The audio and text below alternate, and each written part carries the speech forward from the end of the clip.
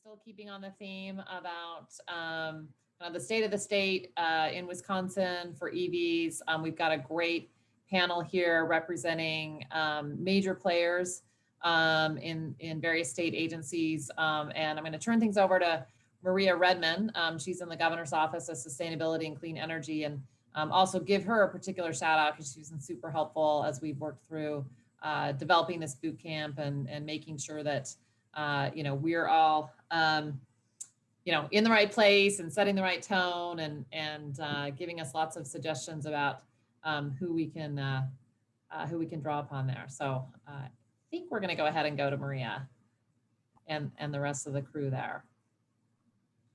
Thank you.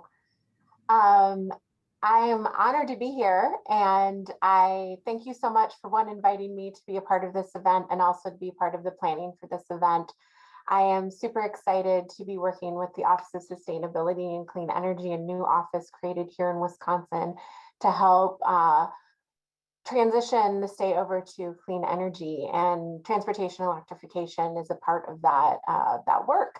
And so I also have the great honor to be working with all of the agencies in the state, and we have some of them here today to talk about this sort of the state of the state with EVs.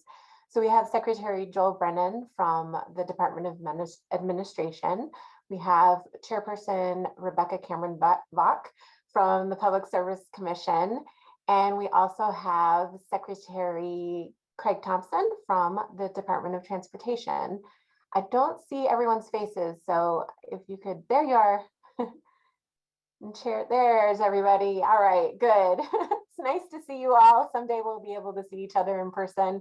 I know we're all looking forward to that. So I know we only have a short amount of time, and I really want to spend this time, highlighting the great work that's happening, but then also talking a bit about what we're thinking about for EVs for the future. So what I'd like to do is just throw a question out to you guys for you all to answer. And one that is, can you highlight your agency's role as it relates to electric vehicles and infrastructure deployment, and how has that evolved over the last couple of years? So how about we start with Secretary Brennan? Great, Maria. Thanks. And just so, for the Lieutenant Governor's sake, I'm in the Milwaukee State Office building. We had a fire alarm here. I think Wednesday may be the time when we, in the state of Wisconsin at 11 o'clock when we test every fire alarm. So that's unfortunately the way things go, but happy to be here and appreciate everybody's involvement in this.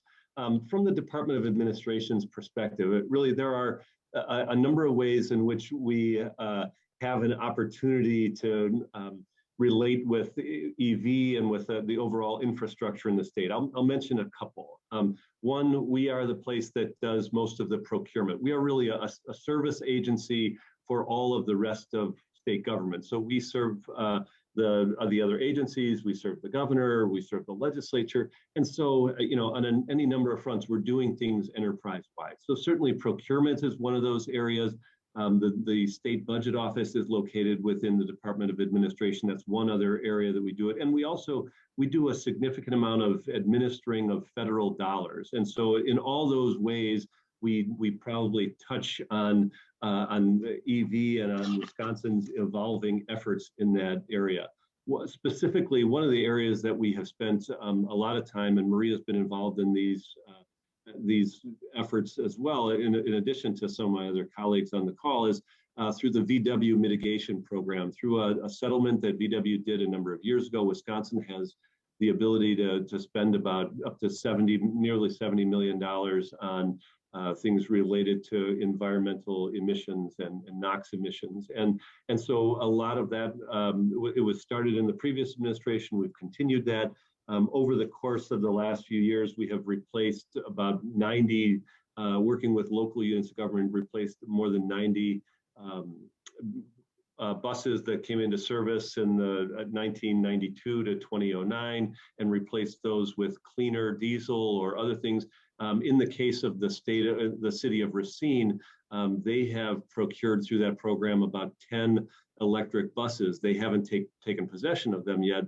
They expect to, between now and the end of 2021 or the beginning of 2022. And so really, that's one of the areas in which I think we're trying to ensure that we can do that. In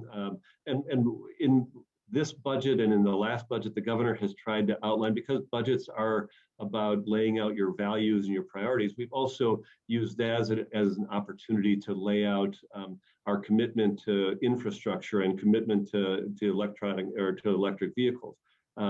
Using $10 million to do a kind of the infrastructure around an EV charging station, working with local units of government, and trying to make sure that we have that set up for the future. Because in some ways we're playing catch up in Wisconsin, because really this administration has had this as a value and a priority. Governor Evers set out from the beginning. He outlined through the Executive Order 38, created the Office of Sustainability and Clean Energy, has worked with the Lieutenant Governor on things related to climate change. So it really is a priority. It was less so in the last administration, and we're making up for some lost time. And frankly, I think some of our colleagues and other states in the Midwest have done a better job and have gotten ahead of this. So I think what we're trying to do is to ensure that we can take the steps moving forward to have that kind of infrastructure in place.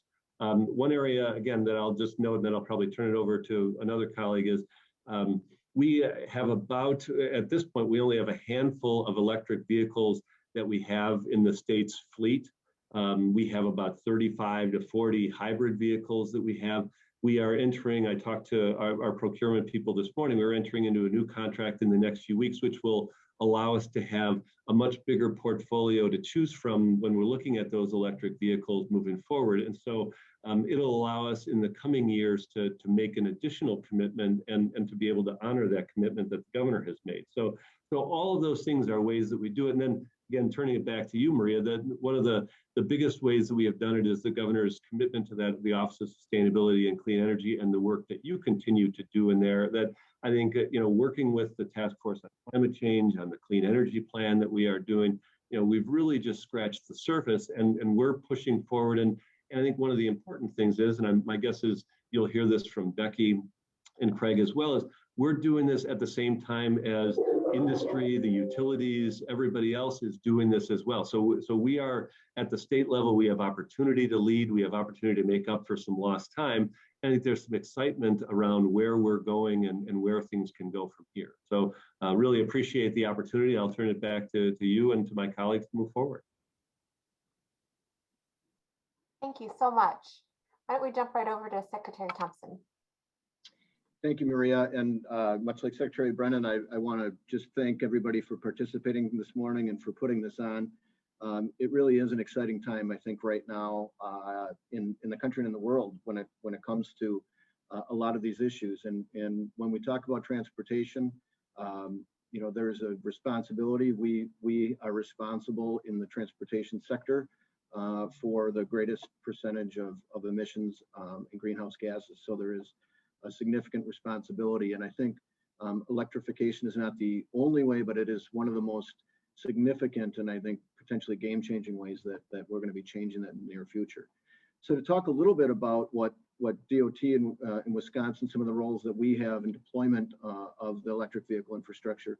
The first and most rudimentary probably is a little bit Secretary Brennan was just referring to, is that we collect and report the current number and types of vehicles in our fleet here in Wisconsin, including EVs. And that data comes from our vehicle registration information collected by DMV, and it's reported annually.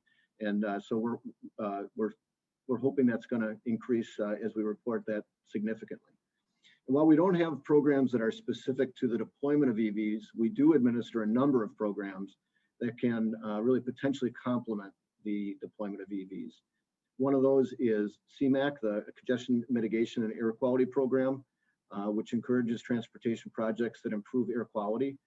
This isn't throughout the entire state, but it offers funding opportunities to municipalities in eligible counties in southeastern and northeastern Wisconsin that are located in our non-attainment or maintenance areas that don't meet national criteria for pollutant targets.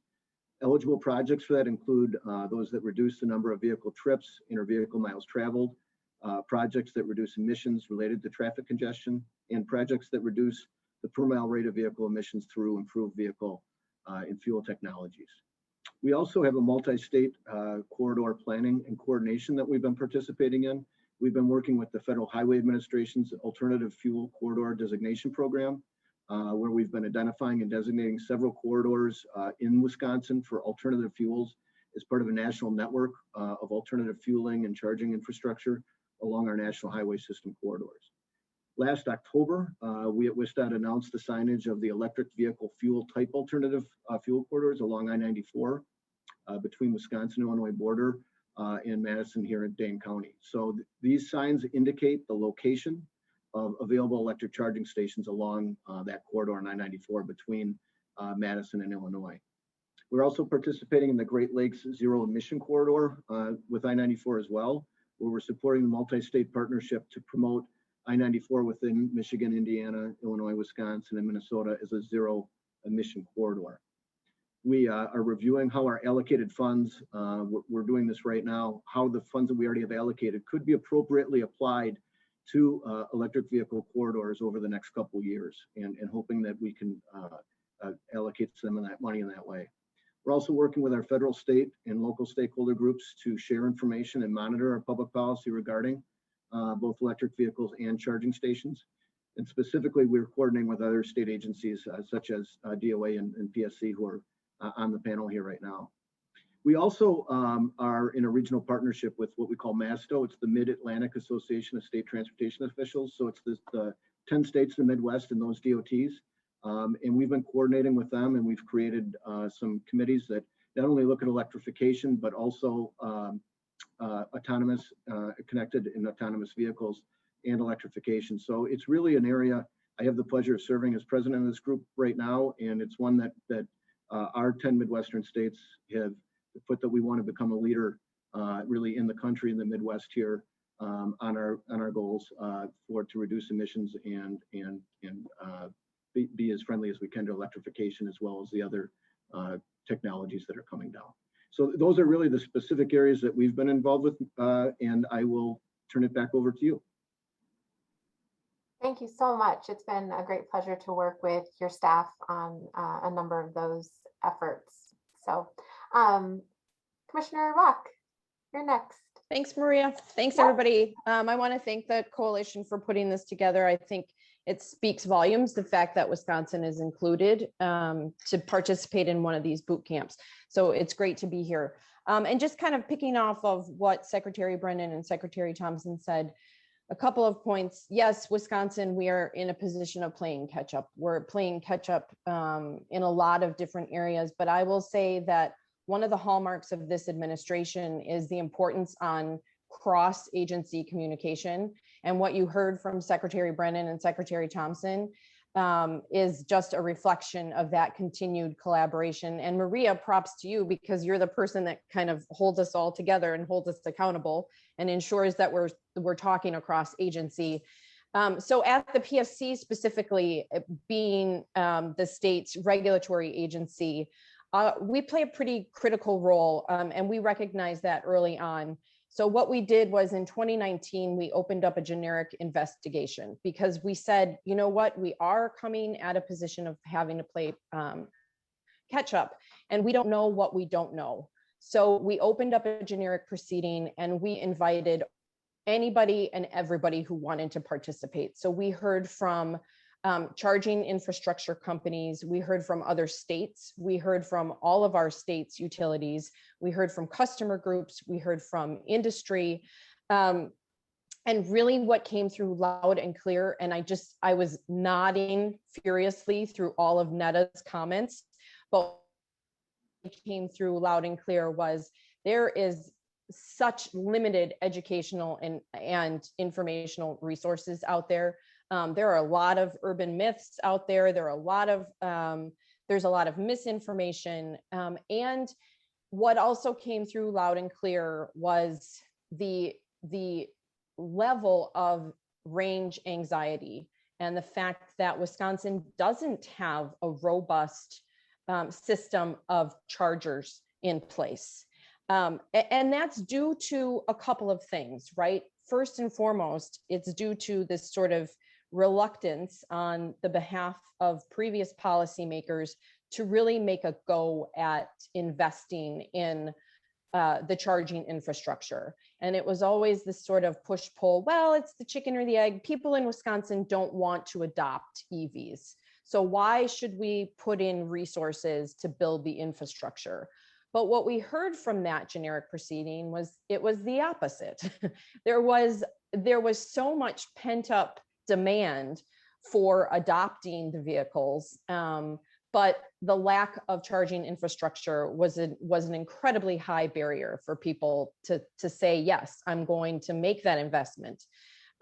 Because as we all know, everybody in the summertime gets in their cars and they go up north. And they're not going to pack up their car and travel, 5 hours north if they're not going to have the ability to charge their vehicle. So what we did as a result of that generic proceeding was we came up with a framework, a general framework, and it was in response to requests from utilities. Every utility, from the smallest municipally owned utility to the state's largest investor owned utility, said to us at the PSC, we need regulatory clarity. We need to understand what it is that you're looking for in a utility EV rate schedule. So short of being prescriptive and telling them, exactly what to include in a filing, we did agree as a full commission, although there was one dissenting commissioner, but we did agree to establish a framework for how we would review proposals that are submitted by utilities.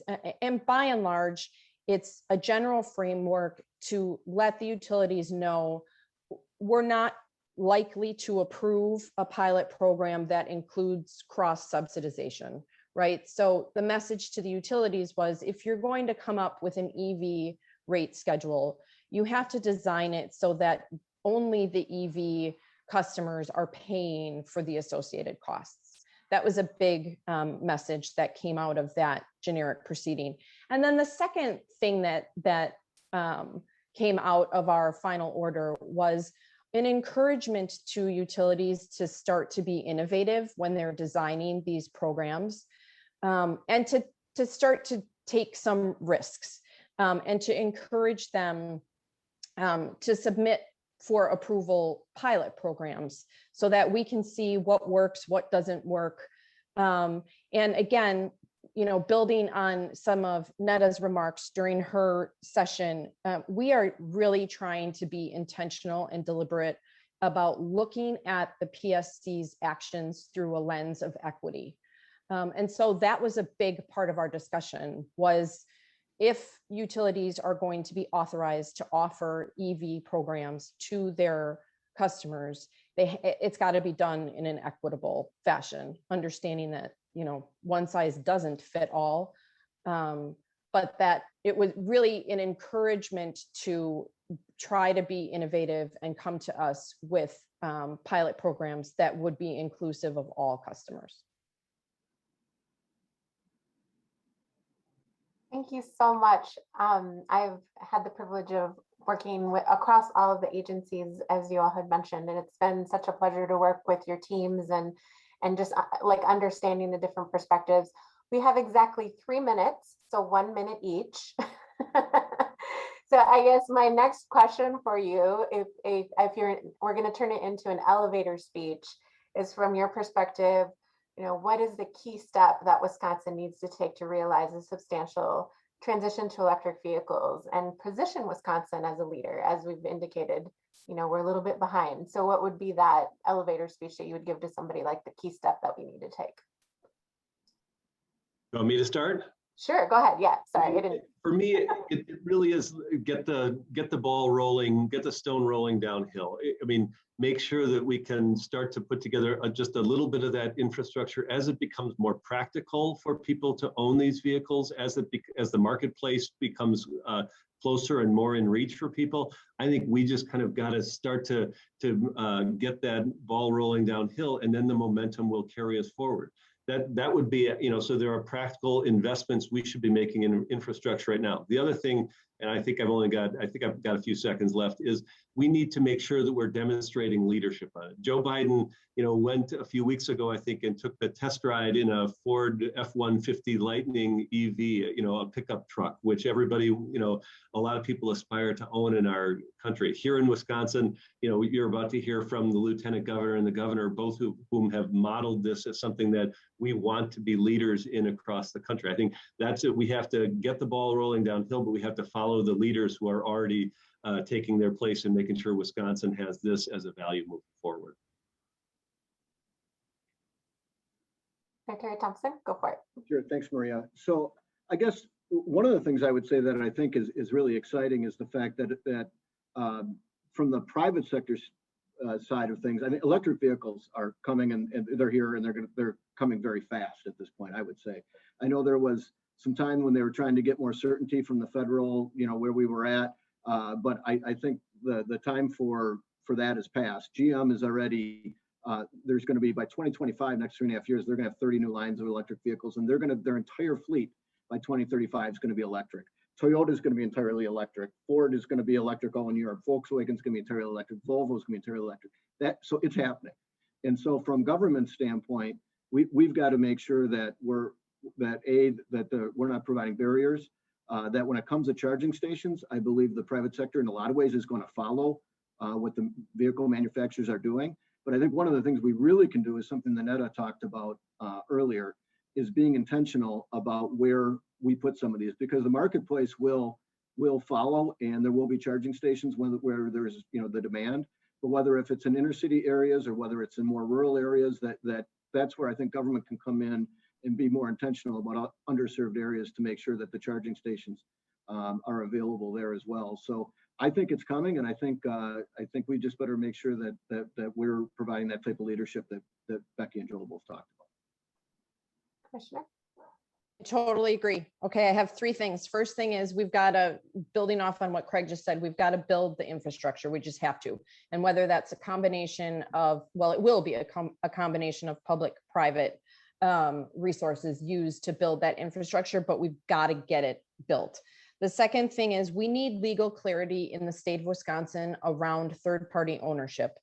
The ambiguity around our current state statute that defines what a public utility is serves as an impediment, not just for transportation electrification, but for other areas as well. So we really need legal clarity around how a public utility is defined so that the owners of charging infrastructure don't get pulled in unnecessarily into a morass or sort of a debate about whether or not they qualify as a public utility. And then the last thing is, this is the one thing that I can help control, is that at the Public Service Commission, we will ensure that we are not a barrier and that all of the utilities that we regulate have sufficient grid capacity to manage the demand that's going to be the result of increased charging. I think that was 1 minute. That was excellent. Thank you so much. And that just provided a lot of insight and clarity on what the state is up to. And we have a lot more work ahead of us. So I'm looking forward to working with you and your teams. And I will turn it back over to